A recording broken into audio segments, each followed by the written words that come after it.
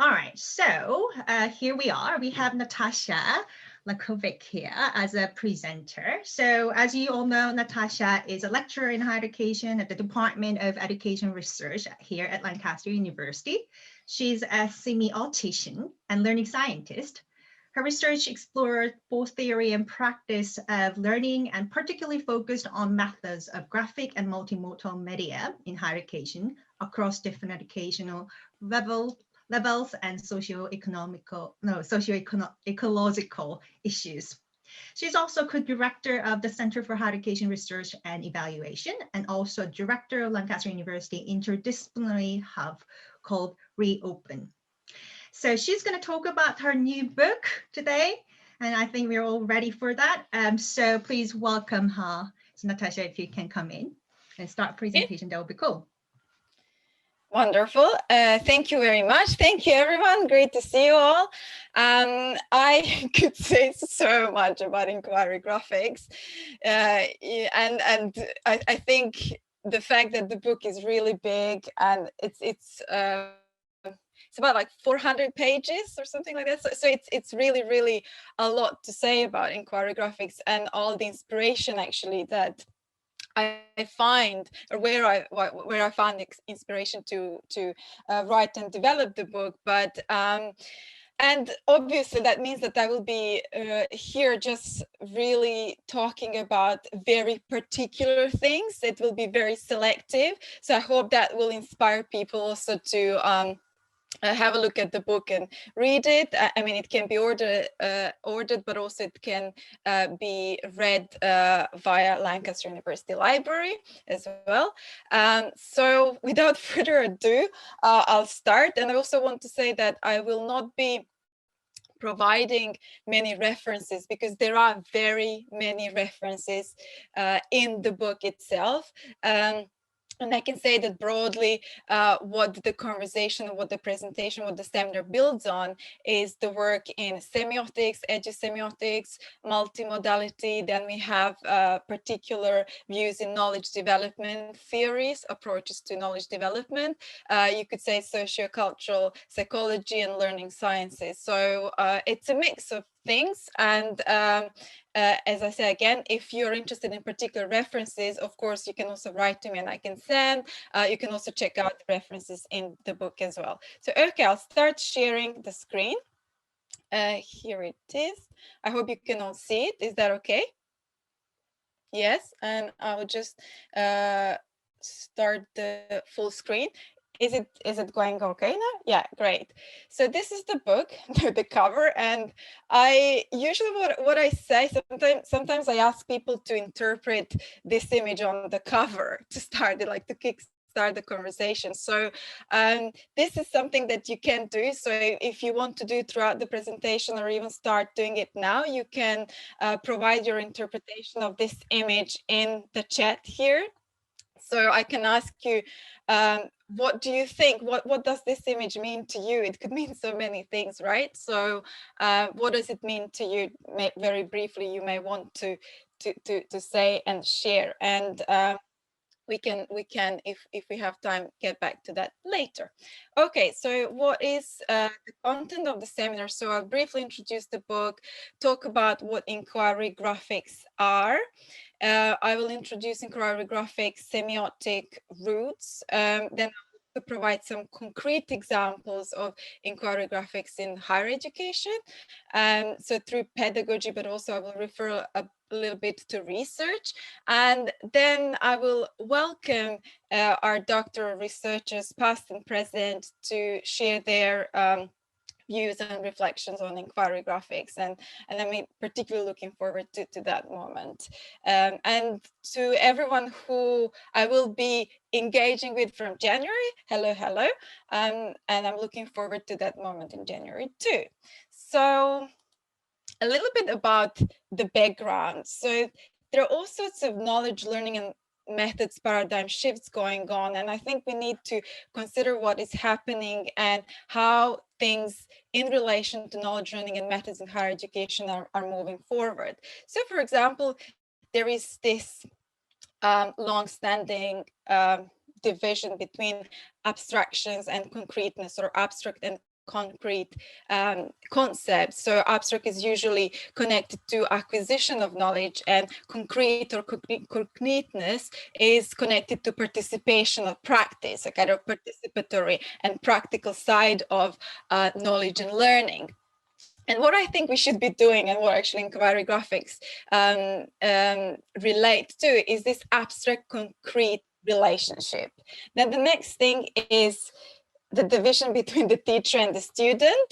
And there is a question, to what extent actually we are still dividing the teacher and the student, and how we can bring the teacher and the student together.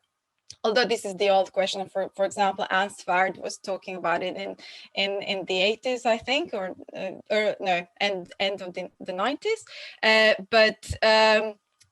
You know, is the teacher still the center, the authority, and the student recipient, or someone who is subordinated to knowledge and to learning? So we need to have more of this teacher-student peer interaction and sharing. Then there is usually this division between language and other modes. So usually in education, higher education, language is separated from other modes. And what those other modes are, there are visual modes, there are also different hybrid modalities. You can also talk about sound, you can talk about touch, etc. So this, I think, division is ongoing, and of course there are obstacles to bring these together, but can we think about multimodal resources, so resources in learning that bring these together? Then there is usually kind of singular focus on things, on a concept or a theory, and then on the other hand we have a systemic focus or systematic focus.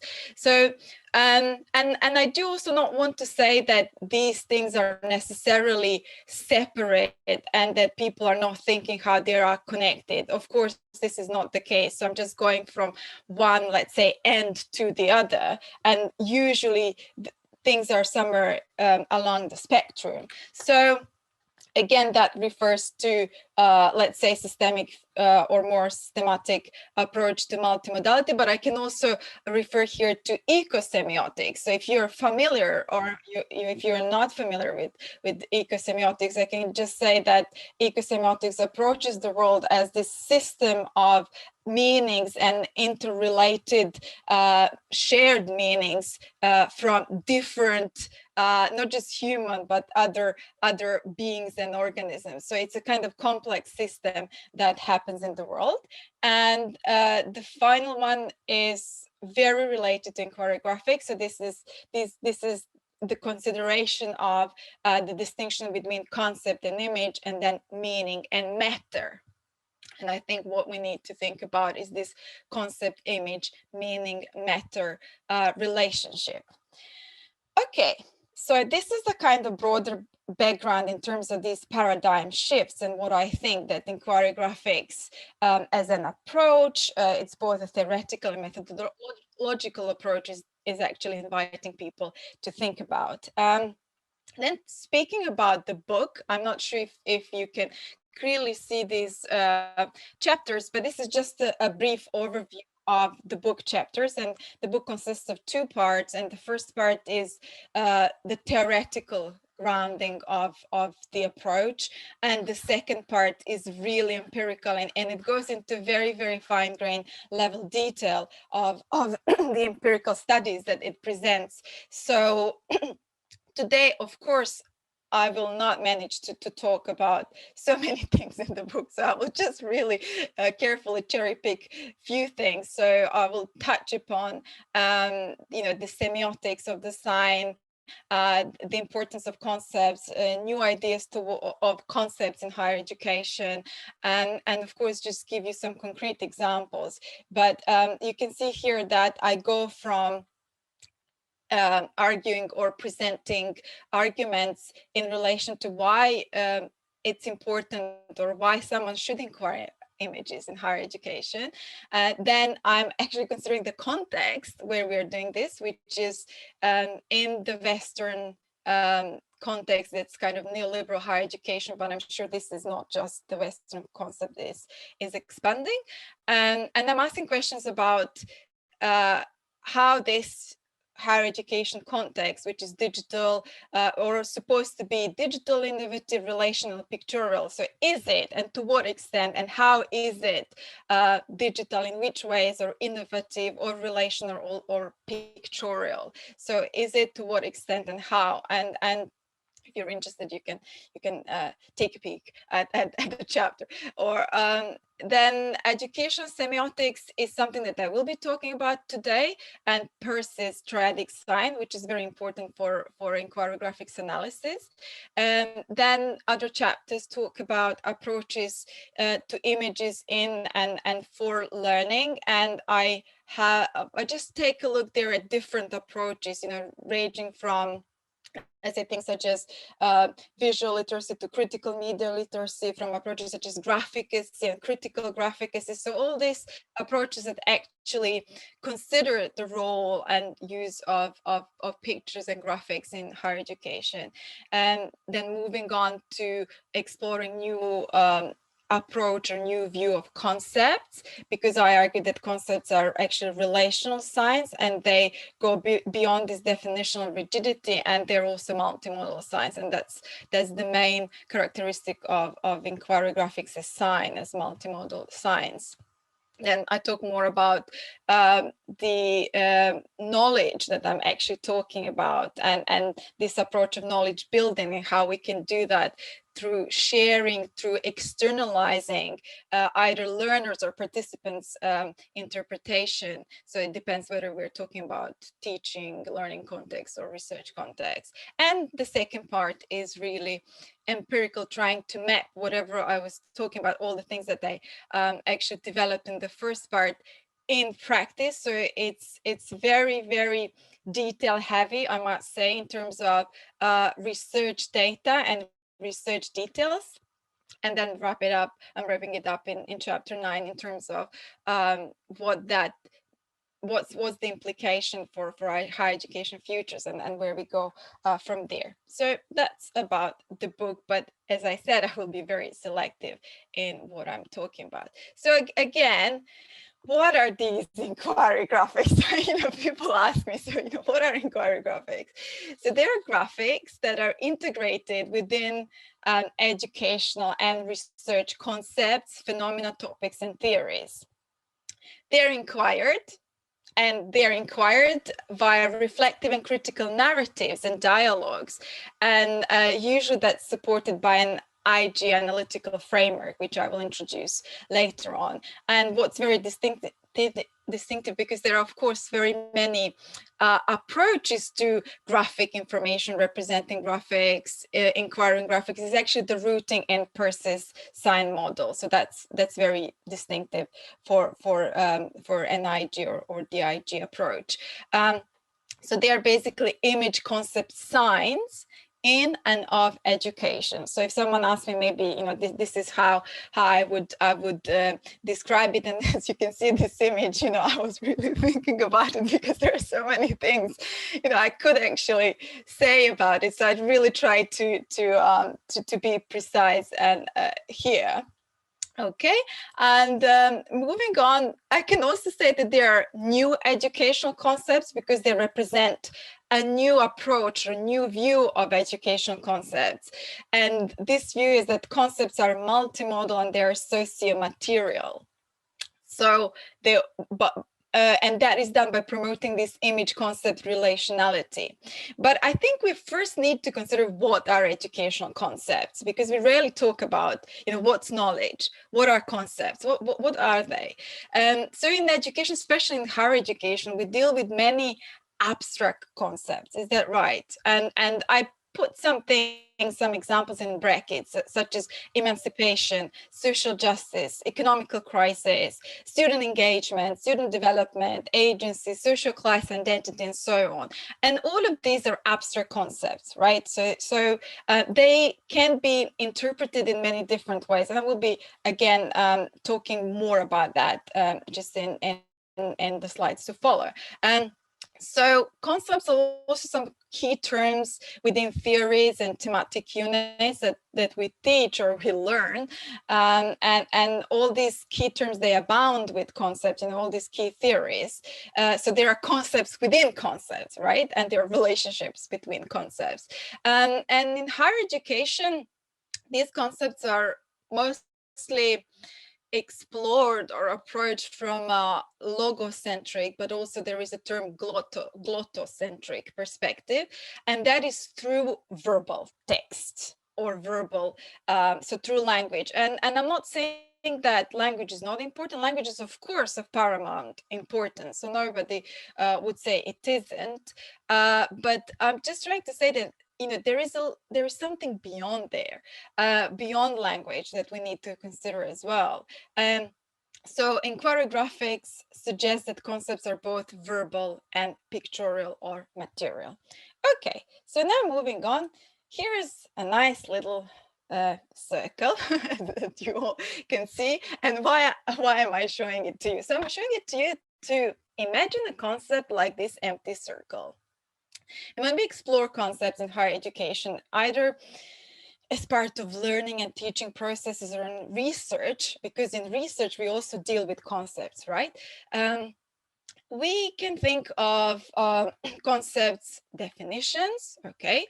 And we can, especially when we, for example, write something, when we try to write an article, we need to provide what we're talking about, a concept definition, right? And so that others can understand our positionality. So at first, and at this basic level, concepts are boundary defined, and they have some key definitional meanings that we can find. So that's at the first kind of step of learning and engaging with concepts or researching them.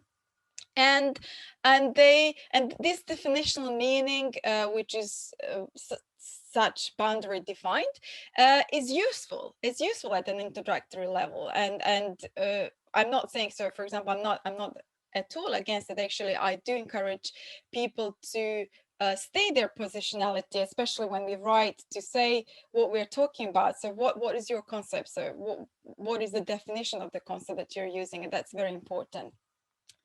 But okay, here is, look what happened to our circle concept. So concepts, this is the next thing, they do not have singular meanings, and that's very important. And how often do we actually inquire this or think about it? So concept meanings, they have variations, they depend on interpreters, on the context.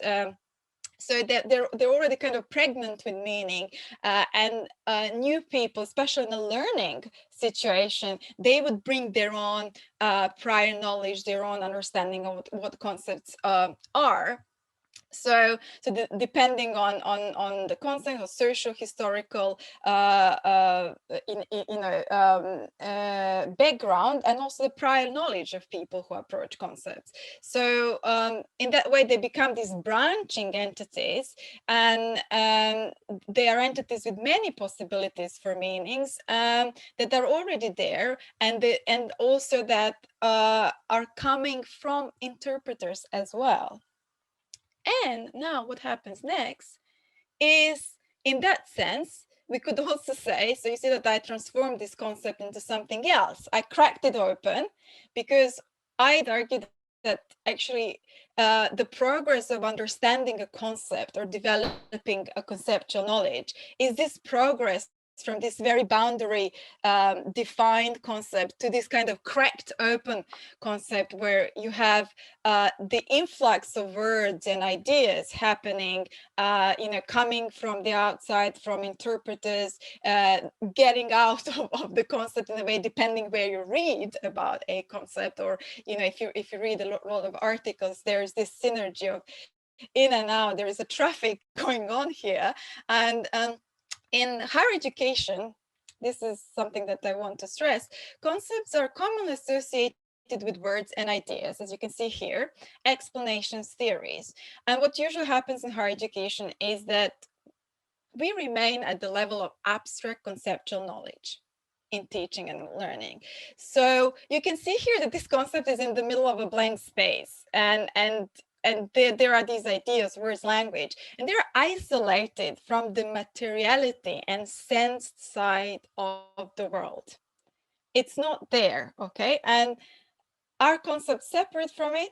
How can we account for this materiality if we actually agree that concepts do manifest in the real world somehow? If I can remind you, early on I mentioned some of the concepts such as social justice or emancipation, but they will remain being empty signifiers if we do not actually consider how they're manifested in the real world, how they happen through situations, through real life scenes or situations. And I'm referring to scenes because I think images as scenes can provide a lot of food for thought and act as triggers for thinking. So is there a way to account for both conceptual plurality and also their connection to the world of forms, and to think about how they materialize in real life? So what I did then, I just popped this concept in the real world, in kind of real life context. And I want to say, well, these are inquiry graphics. Inquiry graphics are actually placing those abstract conceptual ideas that we operate in education and research in real life world, in the material surroundings, or the materiality that we deal on every day, in everyday life, on a daily basis, right?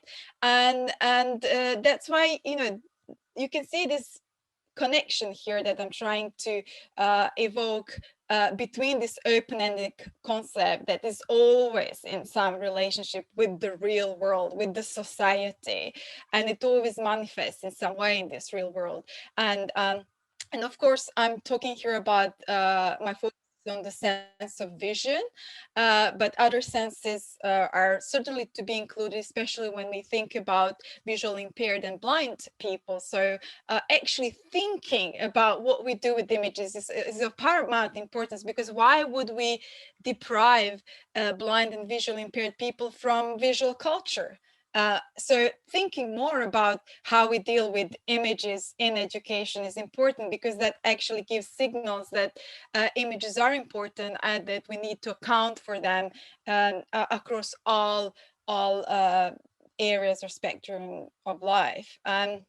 So this relationship is also very important, but it cannot happen without the human side, without interpreters, without or our research participants. So this is also about thinking how to share knowledge or interpretations, how to build collective knowledge, and also what we can do with images to help learners externalize their prior knowledge, because that's what is very interesting about an image. It's not as suggestive in its meaning as words, right? Of course, words are more symbolic in their meaning, and there is an agreed sense of what they mean. But of course, as we were talking before, when you talk about concepts, they're not determined in their meaning. They really depend on context, on interpreters. But with images, because they don't have this language suggestiveness, they're open to interpretation, and that's where actually we can bring together images and concepts and offer to either learners or researchers to explore these. Okay, so moving on. Then inquiry graphics, we can say, are relational, multimodal science. They bring together external image or pictorial representations that we can also call graphics. These things we call graphics, and I will talk about the etymology of the word later.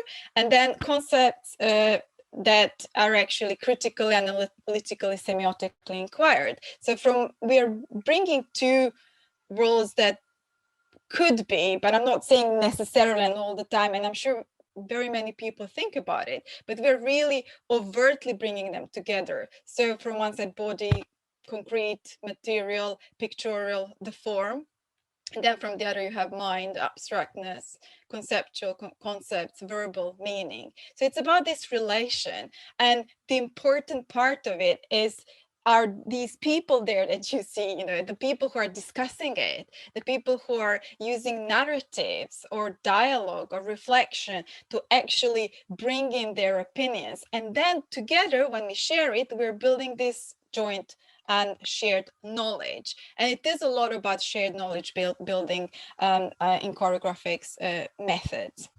So let me give you an example. Okay, example. Let me illustrate this, and it's especially when I talk about image concept relations and how it is used in public. So some years ago, I think in 2008, HSBC launched a global campaign under the slogan "Different Values."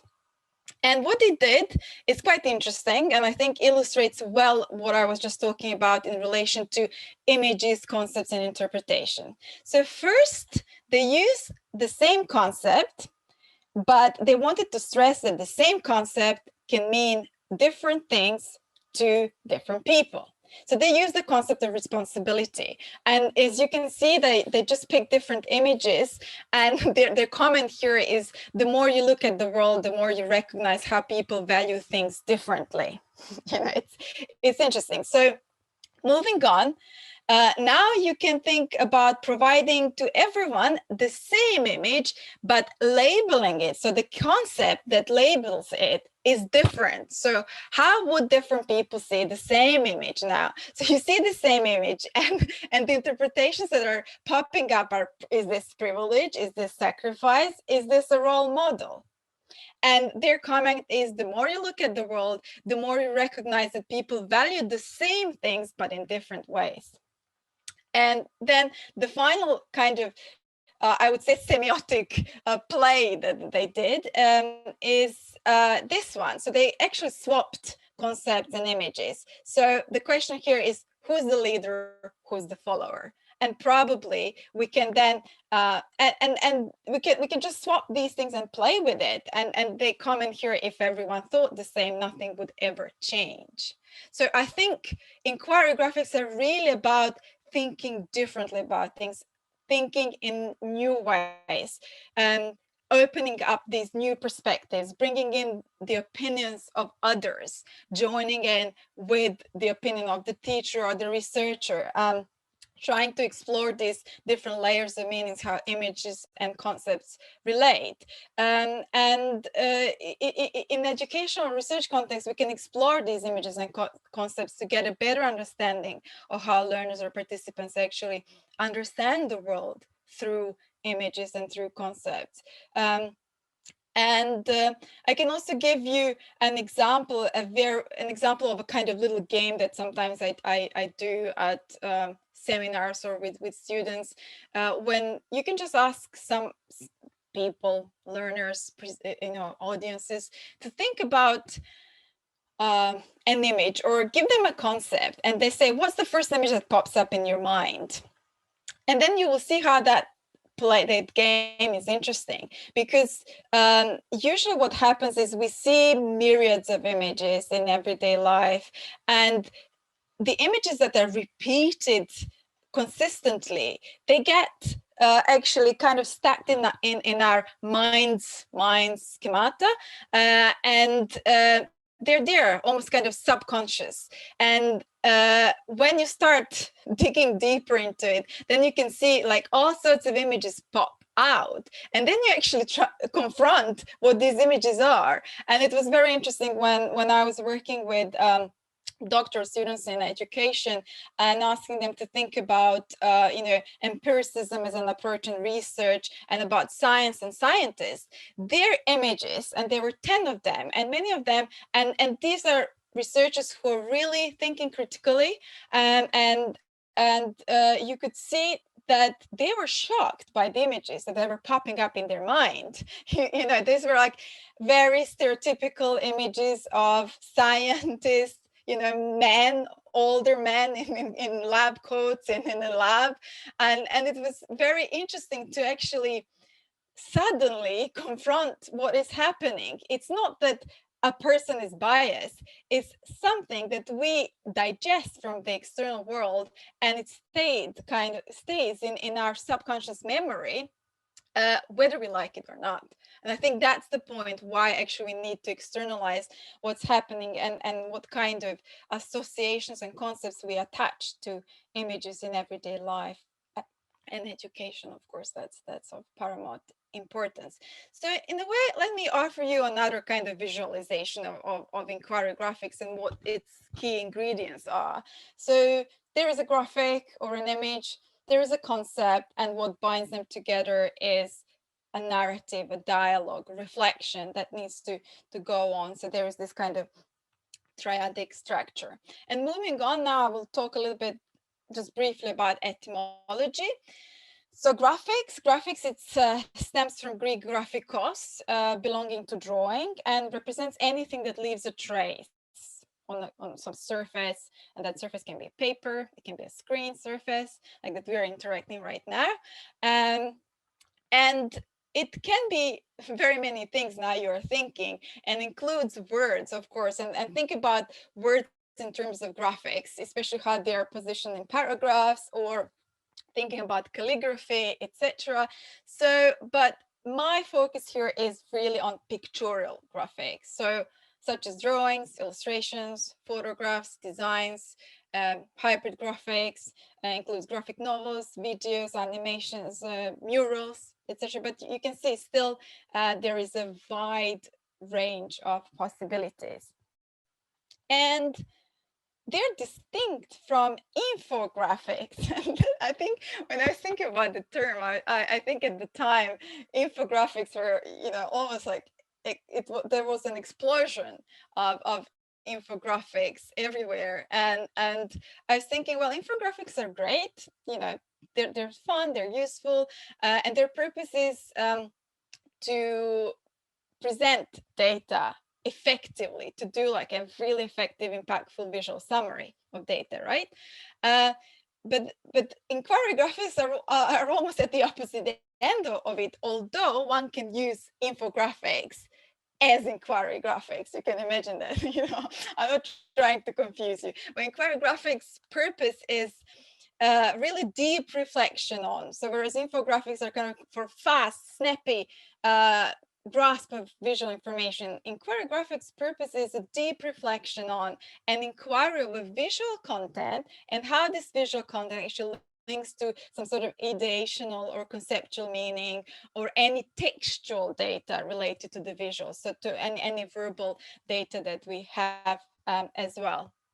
And now moving on, I will talk about semiotic underpinnings of inquiry graphics. And in particular, I will be very much focusing on something very, very specific, and that's Charles Sanders Peirce's sign, his sign triad. And I call this maybe Semiotics of inquiry graphics, if you prefer.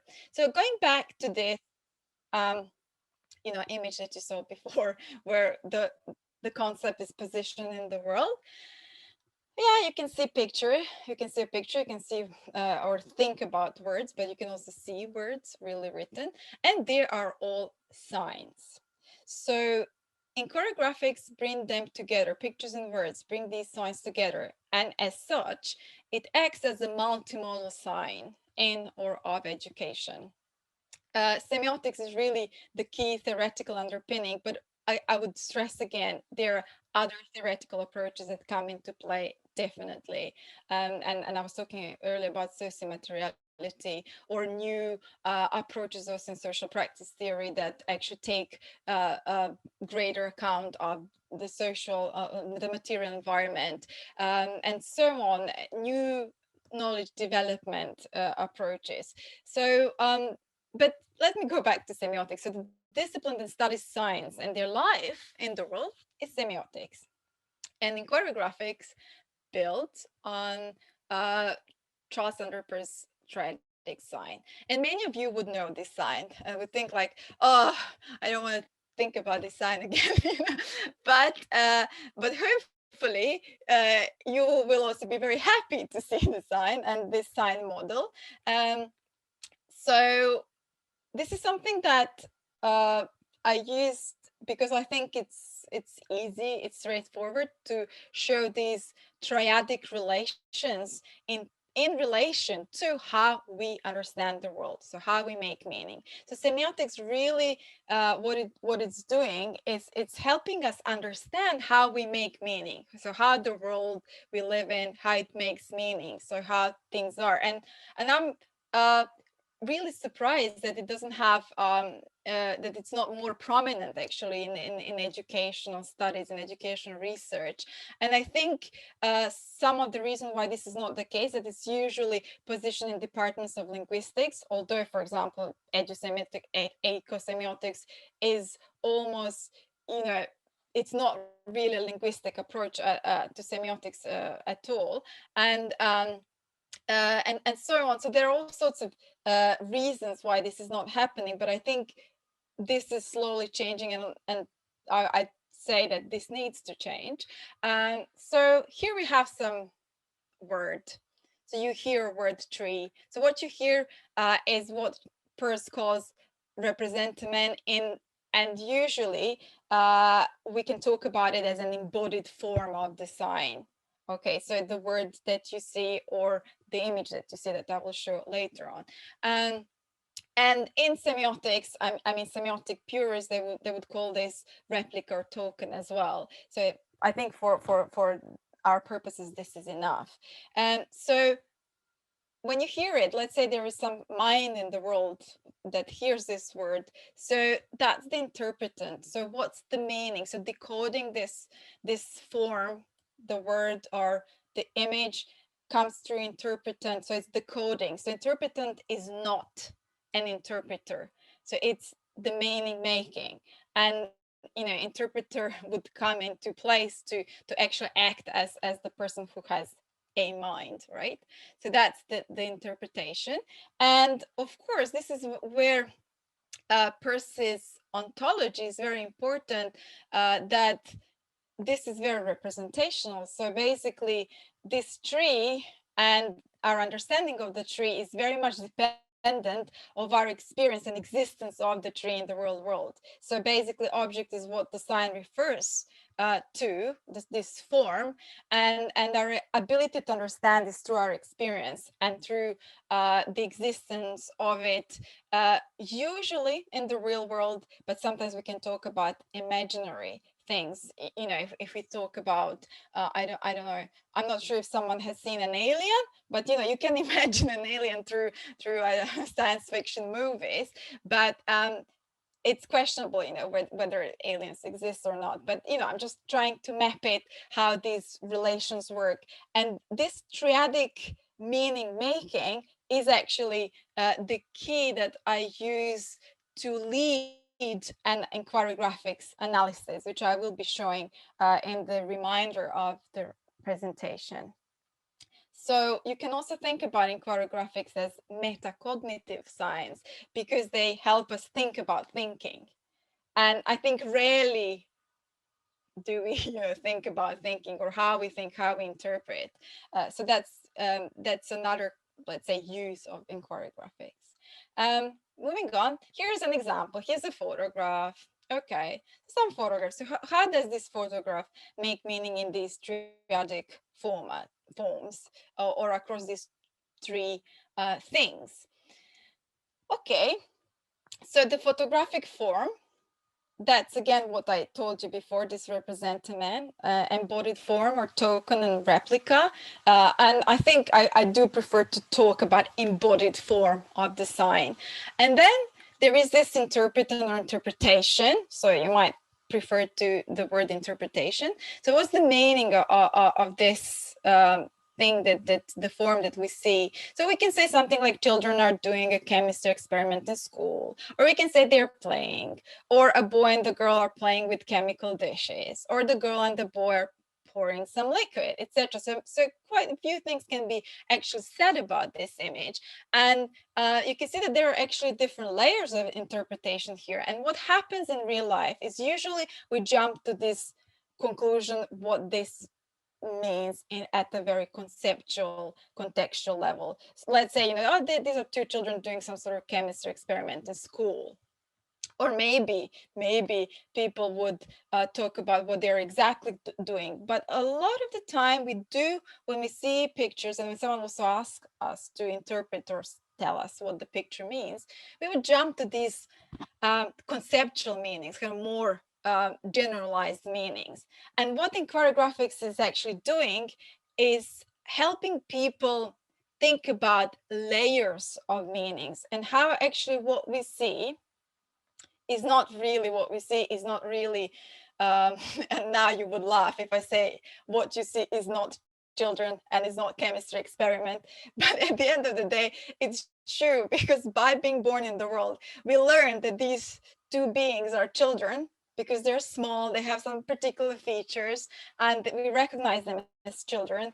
And also what they're doing something, and then all sorts of different things that they're doing is helping us understand that they're doing some sort of chemistry experiment to school. But let's say if you show this image to a person who has never done a chemistry experiment or seen it, or has never engaged with this kind of equipment, I wonder what they would tell you, what they're seeing, if you know what I mean. And then this object is what this form refers to. And our ability to understand what the form refers to is because we know there are so many children in this world, and we've seen these kind of images, or we can imagine in our head these possibilities for two children, or a boy and a girl playing in the world. So that's what the sign refers to. But in pictorial sense, this particular form refers to a particular children in the world. So you can see that actually among all those possible children, we're actually talking about two particular children. And in some way you would think, well, you know, how do you use this, and why is this relevant? So I will now continue talking about this relevance, because what if I tell you that this picture is actually a student selected picture to show and explore one aspect of the concept in educational psychology, which is the concept of constructivism. So now remember the HSBC, ads. You can add this, almost label this concept to this image. So now suddenly, probably when I tell you this image is constructivism, or was chosen to show something about constructivism, because not a single image can ever show a concept. Let's also be clear on that. An image can only show a small, tiny, minuscule detail about an image. So that's why it's very interesting and important to collect, for example, images from learners on the same concept, let's say constructivism.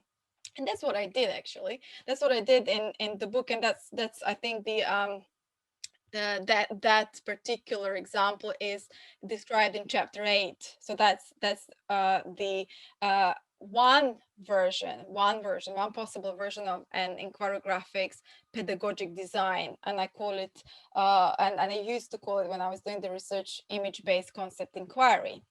So here I designed this cycle where tutor, or together with students, they would choose some sort of a concept that either they thought was really important for learning, or a threshold concept. Then the students would be invited to select or make themselves a digital image, so take a photograph, or they were also free to do a drawing to represent as aspect of the concept. And that's why I'm always saying an aspect, just one aspect of many possible aspects of the concept. So what does this concept mean to them? What is the image that they would personally choose for it? And then they would create an inquiry graphics, and that would be an image together with the narrative. So they would actually, through the narrative, show and narrate this image concept relationality. And also I devised a set of guidelines how to do that, which I'm not going to show them to you now, but I do have them ready down there if you are at the end of presentation, if you're interested, this kind of particular steps. But, I just wanted to map this design to you. And then what would happen is students would discuss these images provided by their peers, almost looking at the multiple image display. So they would do that in classroom, but this is possible to be done as a display also online in an asynchronous forum discussion, and that's what I've done as well. Or it is possible also in a synchronous discussion, talking with learners about their display of images. So and this side of the pedagogic design is meant to develop these multiple interpretation and analysis dialogue and awareness, or actually of how also your peers observe the sign. And some of you might think, well, would people choose the same image? Very rarely. And if they would also describe the reasons behind their choices at least slightly differently. So that's, when people start sharing their interpretation, this is really the interesting moment. And as I said before, this can be done in a forum, so it can be asynchronous. You can collect these, or you can just have a live discussion. And then, of course, the teacher is there to, in a way, jump in some sort of way to consolidate this knowledge, because let's be frank, that's the teacher's role, to say, okay, from my experience, this is how I understand your concept, your images, or the relationships between images and concepts. Moving on, because I need to speed up. So there is now this inquiry graphic representation using this image, and you can see that at the left-hand side, which is the embodied sign, there is this image, and that's the picture, and there is the constructivism as a concept. So there is image, concept, sign, embodiment. Then we have the object that these two relate, which is image conceptual or image concept object. So there are some children in the world, and of course here are particular children in the world, and many possibilities for meanings of constructivism. And finally, we have the interpretation, which is central and gels all these signs together, which is the image concept narrative analysis. And usually it goes in steps of naming and noticing. So it's a process of naming and noticing represented elements, then describing them at a more basic level of denotation, then getting a little bit more, a little bit deeper at the connotative level. So what's the contextual meaning? And conceptual object is very important. So this conceptual object is constructivism. So the reflection always needs to go back to constructivism. So how all of these things represented, is there any connection between them and constructivism? So I will just show you in a moment this very example. So okay, so what do we see here? A boy or girl, apron, goggles, and I underlined goggles because I think they're very interesting as an element to explore. Two types of blue liquids, red top, etc. So you can go on to the level of detail you prefer, or maybe you can just really from the very start just focus on one or two elements. It's up to you, or it's up to the learner, etc. So if we think about denoted description, this is something that I adapted from Roland Barthes. The boy and the girl, what are they doing? So we're thinking about describing their actions, describing also the qualities of the things we see. So not immediately jumping to the kind of more general meaning. So they're doing something, holding a glass dish, and I went here into detail of description of what's happening here. They appear to be wearing goggles. Usually I encourage people to use words such as looks like or appears to be, because there is no guarantee that these things are what we think they are. Okay, we might see someone and we might think this is a woman, it might be a transgender person, etc. So things appear to us in some ways, and we need to remind ourselves that this is what we think they are. And then the connotation, you can see the difference. Before we were describing two children doing something. Now, in the connotative realm, we're more kind of understanding that actually these are most probably two pupils who are doing some sort of hands-on experience of chemistry and doing constructivist experiences, right? Which is actually a classical example, very cliche example of constructivist environment and experience. And you know, because how they look like, they appear very focused and attentive. And we can think of possible context, a school lab, and the thing that is omitted here, but you know, we can remind that we're thinking here about constructivism is the teacher. But actually constructivism says that, you know, students, learners would do things independently to a great, yes, to great length. So goggles, the goggles. So what about goggles? Okay, so now is the point where we will unpack why it's interesting to pay attention to details in image, because sometimes people say, oh, why do I have to state what is here, or list here, or you know, why you know, it's just, why do you need to go back? But then over time, actually, amazing things, amazing insights can be developed. So we're thinking about socio-historical use and quality of these elements or of these objects. So what is the use of these things that immediately come to our mind? So people wear goggles to protect themselves, right? Then we can further move on with there, and then think about the conceptual object inside, about, you know, what we observe. So wearing goggles represent a protection, because if we think about the word protection or the meaning, and it's a health and safety issue in constructivist learning. And then moving on, we can elaborate it. So this might be an abstraction, maybe in constructivist learning at schools. So would there be children that remember actually to put on goggles independently? So what's the role of the teacher to help them put the goggles? So that raises actually an issue of the independent child argument in constructivism. And it all came from goggles, you know, and which may or may not, and in most cases may not, a lot of insights may not be actually reached without tapping into the image detail. And then you can do a little bit of a generalization critique that focusing on solitary children's exploration is very common as a constructivist representation, but and adults as are omitted, but they actually still in the background, they influence the image and the role, what's the then role of teacher agency and guidance in this case. And there are also a few females in hard sciences. So is this child, I don't know, is this girl assisting or not? But I don't think she is actually. I think she's also holding another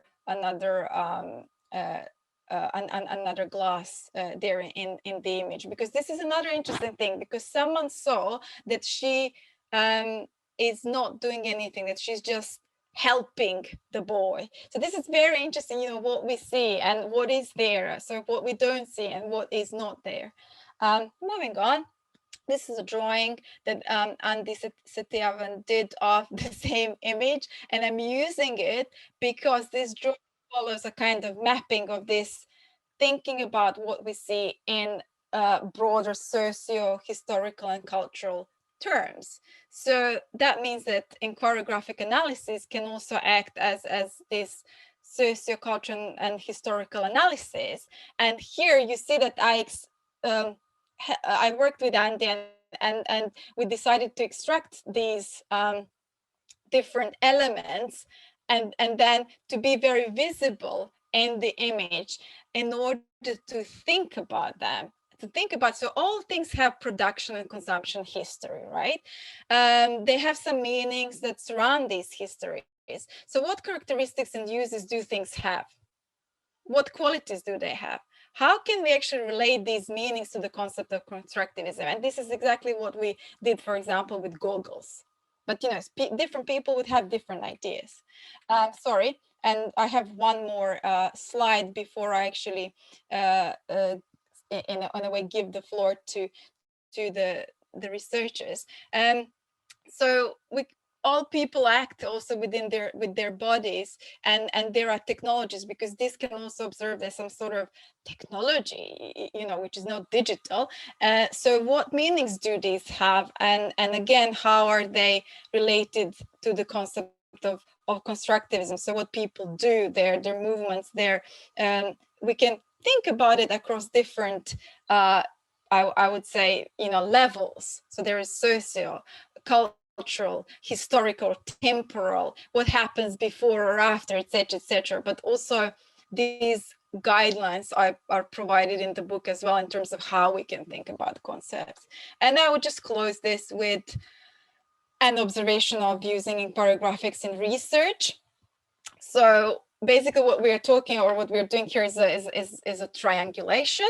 So we're triangulating among these three. So the concept, which is led by a theory or a topic of reflection or research focus or key research concept or question, then a graphic form, which is either provided by someone or found or created by learners or by participants or by a researcher, or found in the public sphere. You know, we can just find images somewhere in particular context as well.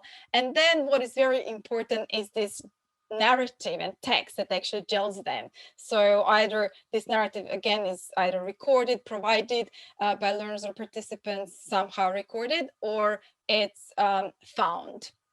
And you can see some examples here, theoretical. I would, of course, say semiotics is a strong theory in its own right, so it doesn't need any extra thing and anything on top of it, because there are so many different approaches in semiotics. And I'm always surprised how semiotics is underexplored in, again, education studies. But there's edu-semiotics, ecosemiotics, semioethics, cultural semiotics, zoosemiotics, just focusing on animals, etc. So there are all those branches of semiotics. And but you can also just think about any other theory and bringing it together with inquiry graphics, such as, you know, theories of identity, theories of social justice, learning. Again, I'm mentioning socio-materiality, and two approaches that some people would say they do not relate, but, you know, they can be in their own right related to inquiry graphics, such as actor network theory or chat, assemblage theory, etc. I think Biljana will mention assemblage theory. So this is where I will stop. I talk a lot, so I'm stopping now, and I'm really looking forward to actually hearing our past and current doctoral researchers, having approximately 5-minute reflection, but probably that would leave very little space for questions. So please, if I can say, if you have questions, place them in the chat. I'm happy to answer them after, if that's okay. Or you can also send me an email if that's fine. So I would just proceed now and invite our past and current doctoral researchers to share their opinions on inquiry graphics, and also what, you know, how they used or intend to use them in their research. So first I will invite Dr. Zoe Hurley. Hi, Zoe. Hi everybody, how you doing? Thanks for that, Natasha. So yeah, my name is Zoe Hurley and I'm based at a university in Dubai. And my research, my PhD research, focused on Arab women's social media and the extent to which it was empowering or otherwise. So obviously empowerment is one of the big, broad concepts that Natasha was talking about at the beginning of this talk. But inquiry graphics offered pathways for thinking about the meanings of images in social media. And the inquiry graphic approach enabled me to build on Natasha's concept of the research object, which helped to shape the specific research questions and conceptual terms to be explored in relation to a series of images.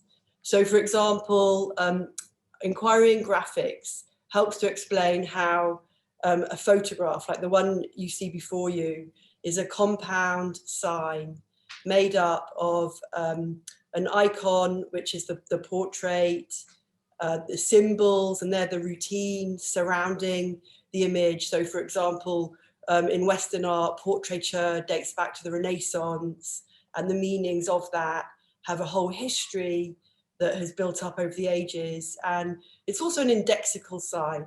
And by that, it means that it points to a particular meaning. So if you can imagine in your mind a bottle of poison, and the label with the skull and crossbones is an index pointing to the poison inside the bottle.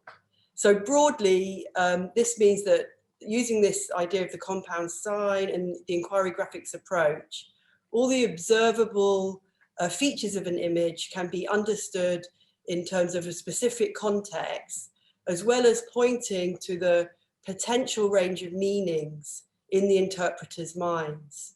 So in terms of the application of inquiry graphics in my research, so as I said, I use it to develop research into visual social media, and my participants also created artifacts of visual social media. If you could just go back to the image before, Natasha, thanks. So inquiry graphics help to view this image creation as part of the process of visual inquiry. And I'd just like to say that for learners in conservative contexts, it's not always possible for them to articulate their opinions verbally. So creating visual images really help them to explore various meanings that they might not want to or be able to articulate. But at the same time, I was aware, my participants were very aware, that visuality and image representation in the Gulf context, but in many contexts, we can see, you know, what's happened in France recently to the teacher, that the images are highly politicized and incredibly sensitive. So in part 1, chapter 3 of Natasha's book, she talks about conceptual object-led inquiry, helps to ask about how elements in an image support insights in relation to a concept that can be linked to the image. So I did this in my study, and this image that you see before you is an example of an image created by one of the participants for their social media campaign. So we can observe the elements, it's black and white, it's an iconic portrait, it's a woman not wearing goggles, but wearing retro sunglasses. So then we can consider the object of these elements to think about the meanings of the image at various levels, including conceptual levels. So at the first object level, the image can be interpreted, it's an icon connoting a generically or hegemonically attractive woman framed in a classic 1940s Hollywood style. So at the second object level, after speaking with my Gulf Arab participants, they suggested, no, this is an Arab woman. She's wearing an Arab headdress, a shayla, and she's wearing sunglasses. And for them, this was an image of Arab glamour. And when we spoke more about the image, they agreed that it was quite difficult to establish the ethnicity of the model, whether she was Arab or whether she was Western. And so in terms of the elements, we can say that this portrait is occupies a multicultural stance, and it combines elements. So for example, the color of her skin, is she white, Caucasian? The headscarf, is it a 1940s starlet scarf, or is it an Arabic shayla?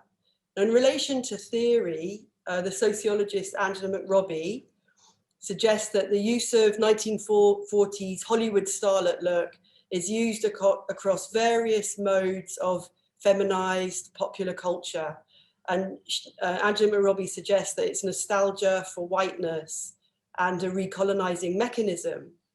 But from an IG perspective, the image can be seen as a double object. And yes, it's operating in terms of racial hierarchies across multicultural fields. So it's simultaneously Western and Arab. And if we can go on, I'll talk really briefly about the next image, which is really interesting. When I first saw this illustration, I thought that the students, they drew this, they created it on Photoshop. I thought it was an original design. And then further on in my research, I found out that it was basically copied from the photograph, which was taken by Eve Arnold, who was the first female photographer at the Magnum, the photographic agency in New York. And Eve Arnold took this image in Abu Dhabi in the United Arab Emirates in 1971. So it's really interesting. You know, I Googled Arab women, and this image came up, and I imagine that the students must have done this. So inquiry graphics for me really helped to firstly to bring up examples of the semiotic whitening of Arab women's identities. And, you know, this corresponds with sociological theories about feminized ideals and racial hierarchies surrounding whiteness. So I think overall, inquiry graphics can help unpack crystallized meanings within images. And it can also indicate the extent to which stock images on the internet, circulating in popular culture, occur across and within cultures as double objects for interpretations and ideas of identity, ethnicity, gender, etc. So yeah, so I'm very grateful to Natasa. Thank you.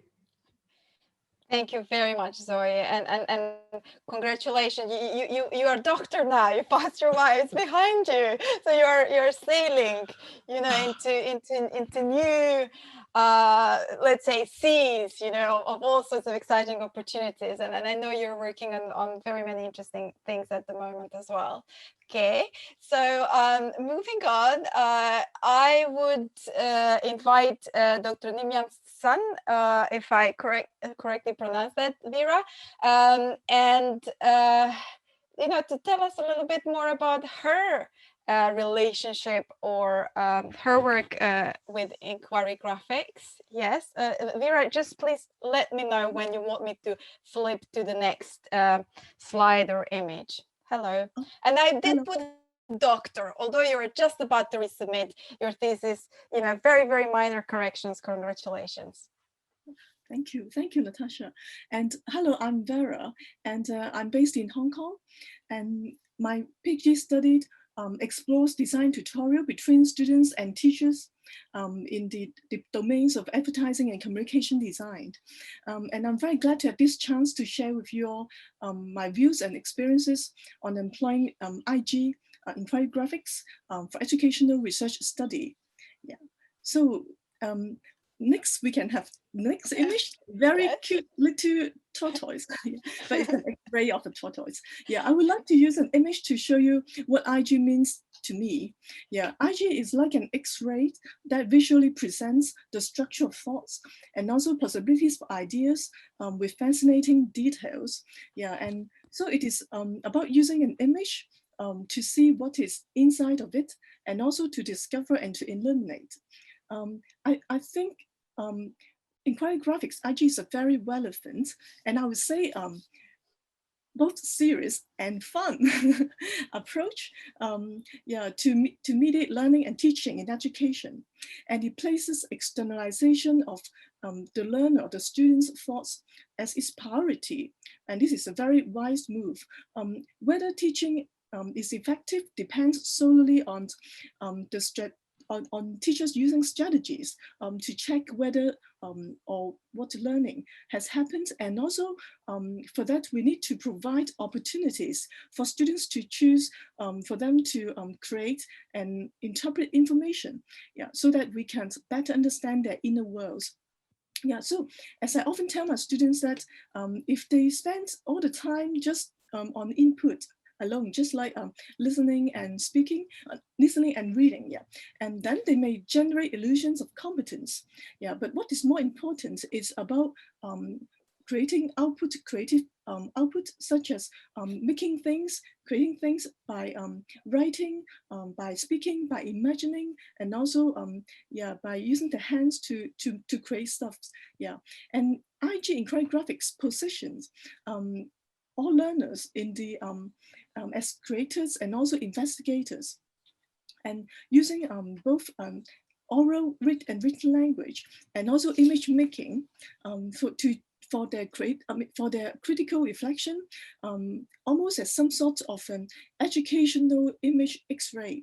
Yeah. So and then next for its fun side, and I think it's very challenging to see and also to talk about images. Also the inquiry process of coming up with images for externalizing abstract concepts and ideas is very challenging and also thought-provoking and also creative. So IG proposed the use of visual science like various pictorial graphics such as photographs. I mean, for images have a very open structure where everything is immediately present there, yeah, and is open for interpretation.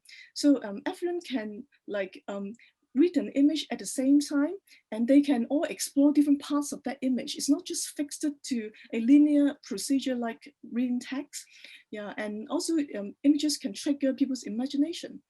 And then for my own discipline of design education, it should not be a big surprise that meaning making through artifact creation is naturally and also actively a form of inquiry graphics.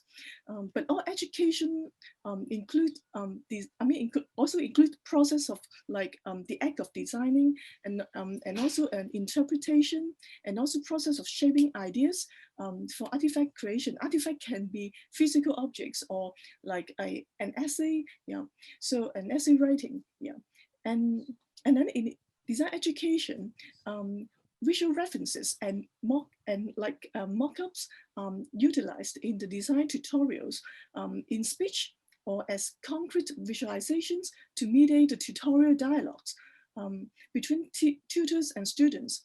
And these visual or multimodal materials embody the ideas and concepts for the two parties to review and also to negotiate in the design co-thinking. So design pedagogy is often sought for as a creative inspiration for other disciplines, and also its practices exemplified how IG is instrumental for teaching and learning. Yeah, so I applied IG science for 3 purposes in my PhD study. So for the first is for theoretical exploration, and then for data collection as well as for data analysis. So I used IG a lot in my PhD study. Yeah, and for data collection, I invited interview participants to provide me with a self-selected found image to encapsulate their tutorial experiences before they attend the interview. Yeah, and actually I found that the participants, they enjoyed this process. Yeah, they will, during the interview, they were eager to talk about the images even before I ever asked them. Yeah, so and then for data analysis, I used IG to consider visual references and also design artifacts and link them to specific parts of the tutorial conversations and also their meanings. So this allowed the meaning making process of the tutorial to be studied at a fine-grained and very ground zero level. So now I will focus my sharing on how I applied the concept of IG for theoretical exploration. So as Natasha has talked a lot about IG, so now you kind of have a very clear idea background, and I'll just give a very simple version. The IG sign model builds upon Peirce's sign model by introducing layers to connect the learning or reflection concept with visual images.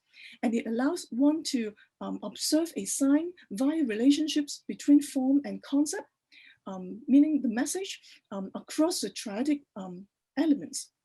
So people usually jump to concepts in analysis or reflection, but the visual form can provide good analytical opportunities. Yeah, this is where I think IG differs from other approaches. So for my study, I developed a model, as you can see in front of you on the slide here, for persuasive sign construction based on both Peirce's sign model and also IG model.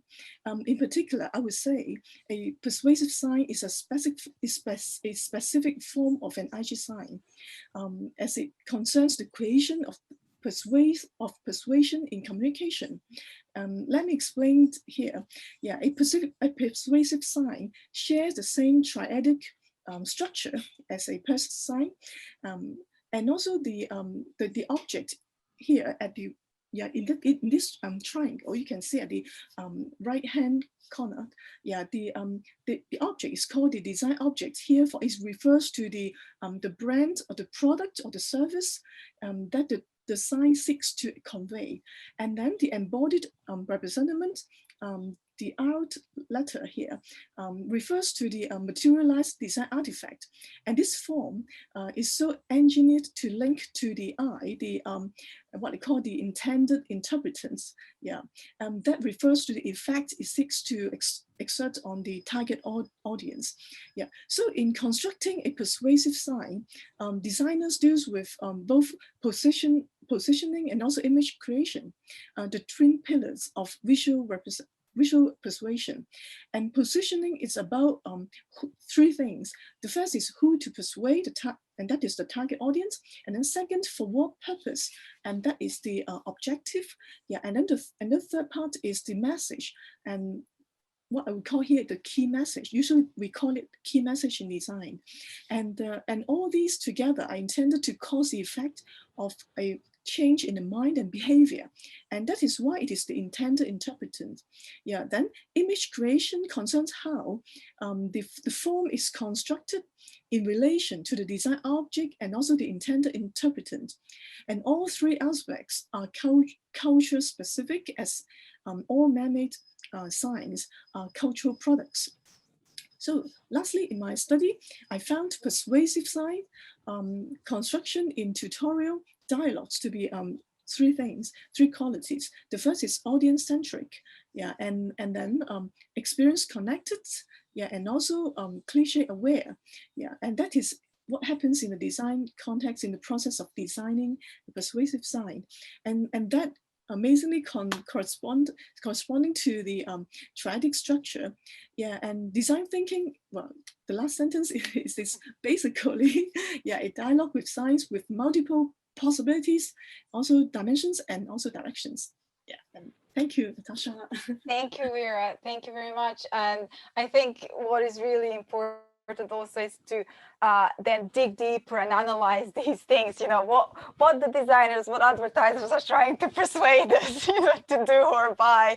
I think actually observing also signs that we see in everyday advertisements, etc., and thinking about actually what they mean and what they are actually targeting is also very useful. And I think we talked about something which is like a responsible design when we talked about your thesis. So how to think about responsibly creating something, but also thinking about designs for change. And Tim, if Tim is here, Tim is very much interested in using design for change. So I'm moving on. Thank you. And I'm moving on to Biljana Popova, Dr. Biljana.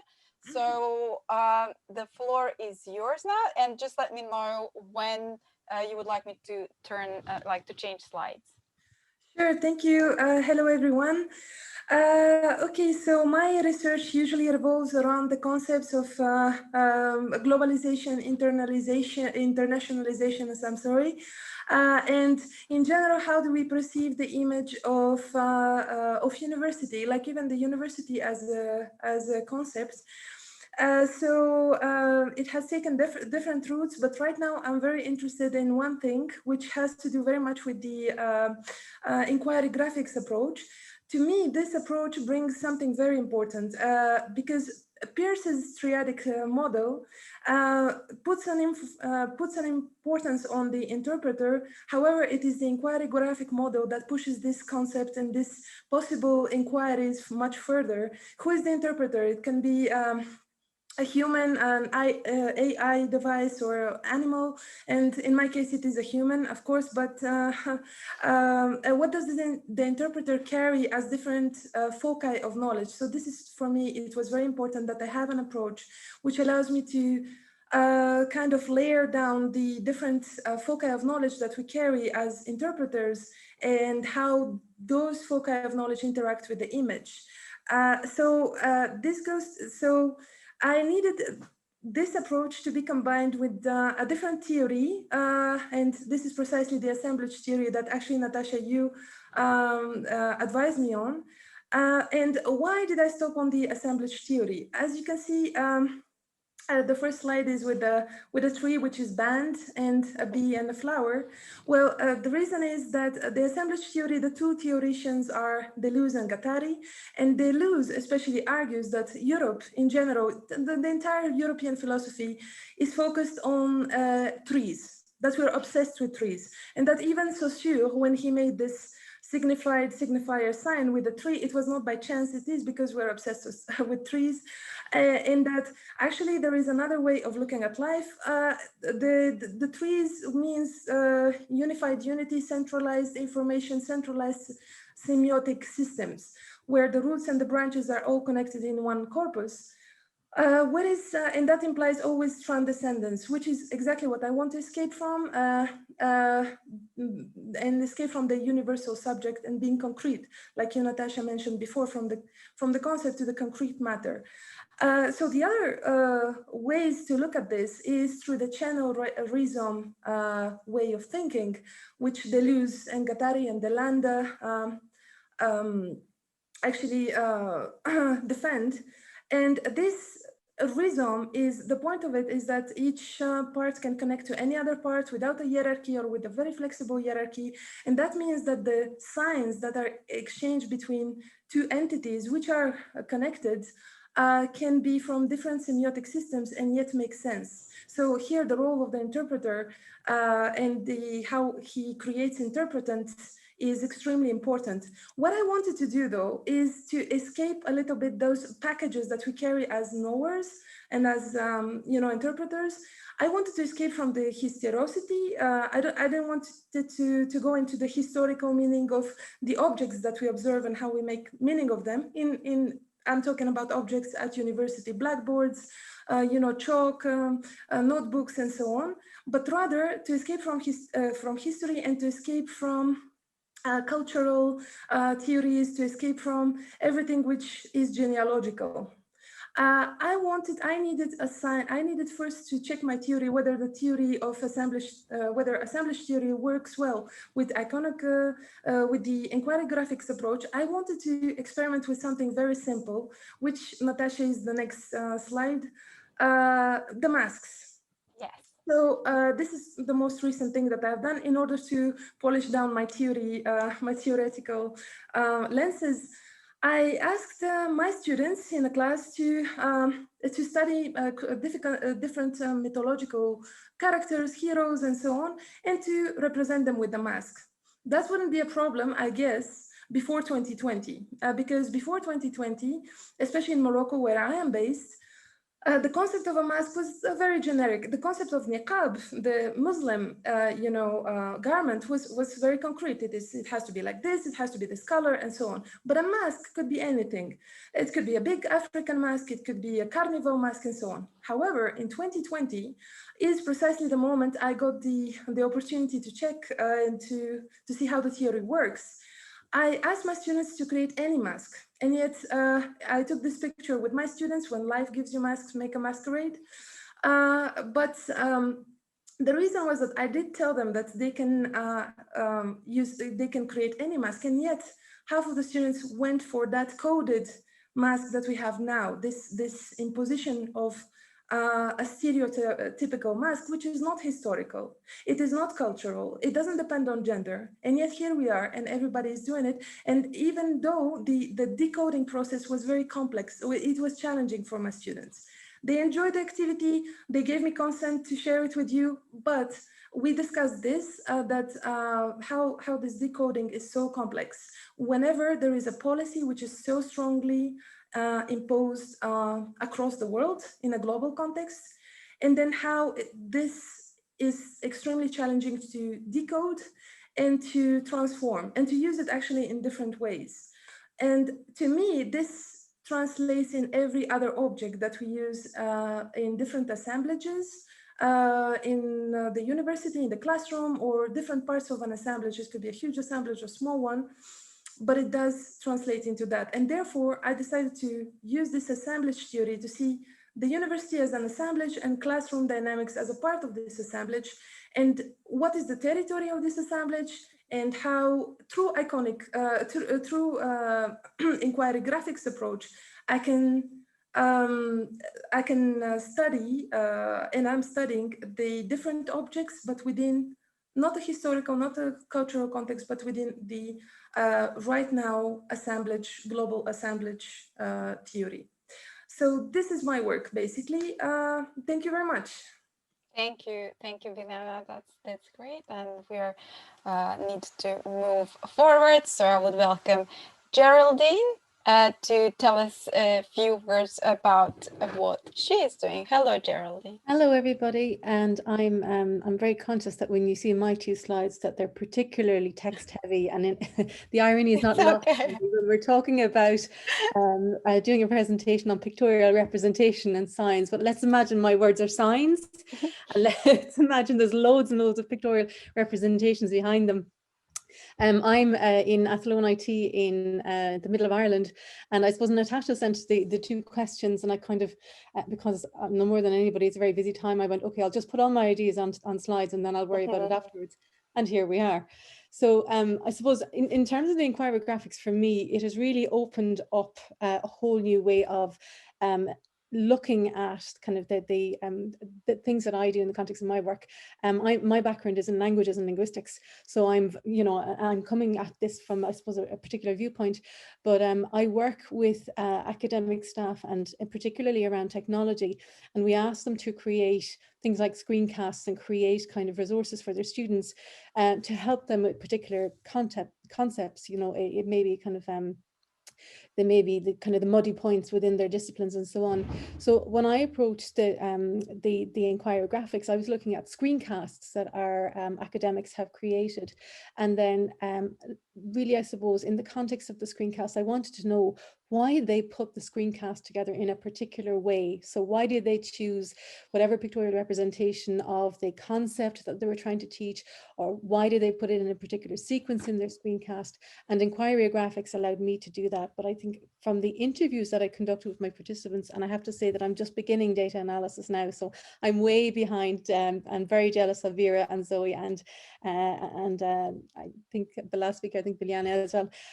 But in any case, I'm analyzing the interview transcripts, and it's around the really different viewpoints of the academic staff when they come back to something they've created, because their initial focus when they were creating screencasts was around instructional design principles. It was around maybe universal design principles, and really focusing on the knowledge development as well. But now they're looking at it using the inquiry graphics framework, and they're unpacking it, going through the kind of the stages as Natasha mentioned earlier on within the framework, the denotation and listing and describing what they see, the connotation as well, what that means in the context of the concept they were trying to teach. And then from my perspective as well, knowledge development within their discipline. We talked about threshold concepts, and I think something really interesting from Natasha's book as well is that concept of threshold graphics, where inquiry graphics is used to teach a threshold concept. So not all of my participants chose the screencast to teach a threshold concept, but some of them did, and I'm kind of looking forward to using that concept of threshold graphics in the analysis of the screencasts and the interview transcripts. But equally, I suppose, looking ahead to kind of postdoctoral research at some point in the future, I've talked about kind of critical media literacy there at the bottom, because I see with our students, they are really bombarded with so many images, and so you mentioned it about social media, and I see that there is a need for that critical media literacy. There's a need for critical awareness, and I did a workshop, and that's just the next slide. I know Natasha, you asked for an example. But I did a workshop with one of my lecturer's students. So although it's not part of my research as such, I wanted to see how it would work in a learning and teaching environment. So I took a screencast that's the subject of my research, and then I worked with the students of that lecturer to run an inquiry graphics workshop. And they were fourth year students, so they were quite well embedded in their program. I think it's the next slide, actually. I think I did not insert the next slide. I'm sorry. the idea was really, it was to unpack the screencast. And when I was working with the lecturers, I asked them to identify key moments for knowledge development within their screencast. And we unpacked that then with some of the students, and just to look at the images that were used within the screencast to explain the concept that was being taught. And it was so enlightening. It really was a worthwhile exercise, and I'm looking forward to doing more. The one that I did was literally the day before the institute closed down because of COVID, so I haven't been able to do any since then. But the concept worked very well with the students. The workshop worked really well, and I certainly would encourage people to do it. I learned so much because of the different interpretations of the images, but not only that, because I had framed them in the context of knowledge development, and because then I challenged the source of the image, and I challenged also the audience that it was intended for and everything. It really made the students think and talk about I suppose the importance of digging deeper within the images.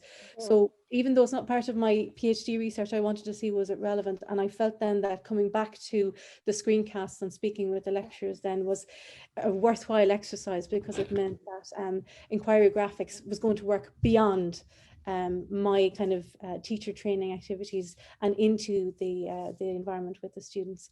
So that's where I'm at. I'm at data analysis stage. I'm hoping to be a little bit more motivated after today, because the beginning of the semester has been busy and I haven't been doing too much, but I'm motivated now, Natasha. So thank you very much. Thank you, Geraldine. Thank you, everyone. I think we're getting closer to wrapping up the session. It's been a little marathon. Like, we've run a marathon. I hope you're not too tired, and thank you for staying with us for a long time.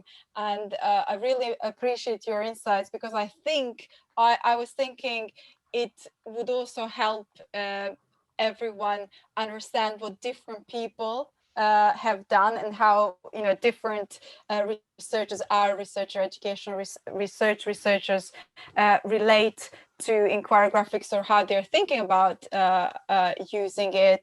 And there are more people. I know there are more researchers present, so I'm just inviting anyone, if they would like to comment on their thinking before we close. I know